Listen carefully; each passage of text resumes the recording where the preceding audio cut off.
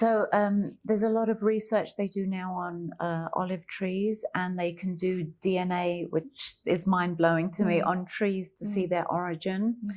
Every tree from the southern Mediterranean, except Greece, which will make my Greek sister-in-law very happy, but every tree in Italy, Spain, it can be traced back to this region. Wow. So obviously the Romans were in this part of the world, so they transported a lot of trees. One of the local varieties here is called Rumi, which means Roman.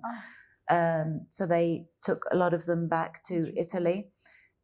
We have different varieties that we grow on the farm, which is also something that people don't understand, that each tree is a different type of olive oil. You grow it differently, you water it differently, you press it differently.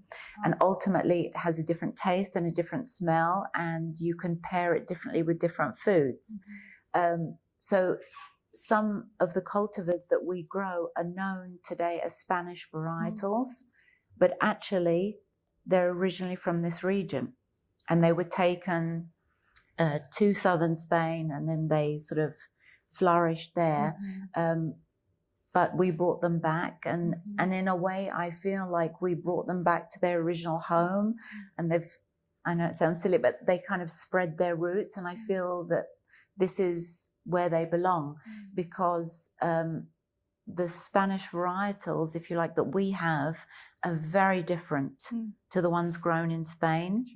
And we had a university in Spain reach out to us, and they said, we've heard about this oil and it has very high polyphenols, which is not common for this type of oil. And it's because of our terroir. It's very different to Spain. So, you know, it's very interesting that its surroundings and the soil has a different impact. I personally think this is where they belong, and we've kind of brought the best out in that.